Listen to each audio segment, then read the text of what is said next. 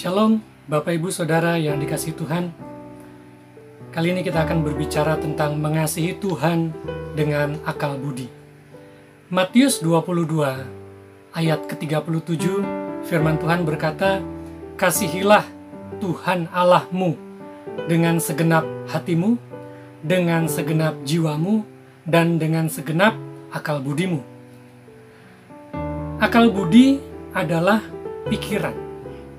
Dan Tuhan melalui firman-Nya menginginkan agar umat-Nya mengasihi Dia dengan pikiran.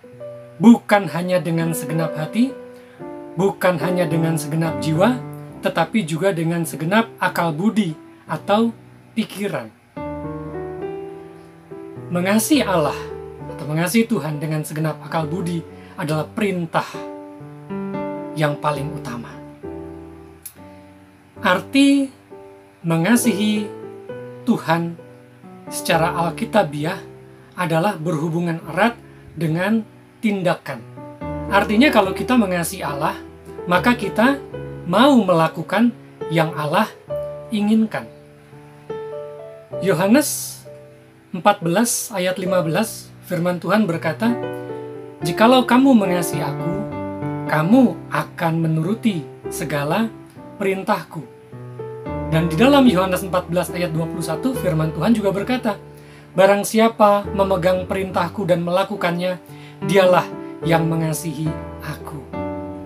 Jadi mengasihi Allah dan berpegang pada perintahnya atau firman-Nya adalah dua hal yang tidak terpisahkan. Lalu bagaimana kita dapat mengasihi Tuhan dengan akal budi kita atau dengan pikiran kita? Untuk bisa mengasihi Tuhan dengan akal budi kita atau dengan pikiran kita, maka yang pertama kita harus menyadari bahwa akal budi atau pikiran adalah anugerah Tuhan. Otak manusia itu dirancang oleh Tuhan dengan cara yang luar biasa. Blaise Pascal, pakar matematika dan fisika dari Prancis, pernah menulis, "Otak adalah pemberian Tuhan dan harga manusia terletak pada otaknya.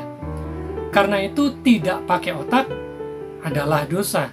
Tapi pakai otak tanpa percaya pada Allah juga adalah dosa. Yang benar adalah pakai otak dan percaya kepada Allah." Jadi yang pertama yang harus kita sadari bahwa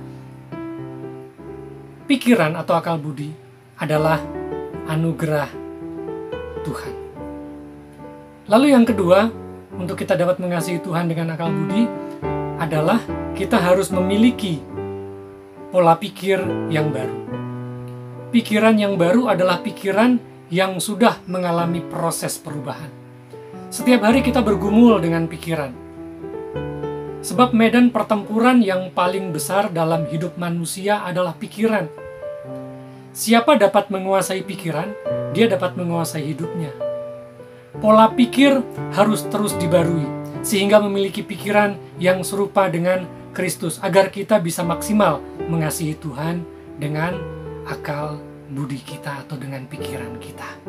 Lalu yang ketiga, untuk bisa mengasihi Tuhan dengan segenap akal budi, maka kita harus memiliki pola pikir yang benar tentang Tuhan. Jangan berpikir atau hanya berpikir bahwa Tuhan itulah adalah sumber berkat. Tapi jadikanlah Tuhan itu sebagai berkat itu sendiri bagi kita. Contoh misalnya, pasangan suami istri yang menjadikan pasangannya sebagai sumber berkat, maka dia hanya akan saling memanfaatkan satu dengan yang lain. Tetapi kalau dia menganggap pasangannya adalah berkat, maka dia akan mengasihi pasangannya dengan tulus. Demikian pula dengan kita terhadap Tuhan. Kalau kita menganggap Tuhan sebagai berkat bagi kita, maka kita akan mengasihi Tuhan dengan tulus. Kita harus berpikir bahwa Tuhan adalah berkat bagi kita, bukan sekedar sumber berkat. Memiliki Kristus adalah berkat yang luar biasa dalam kehidupan kita.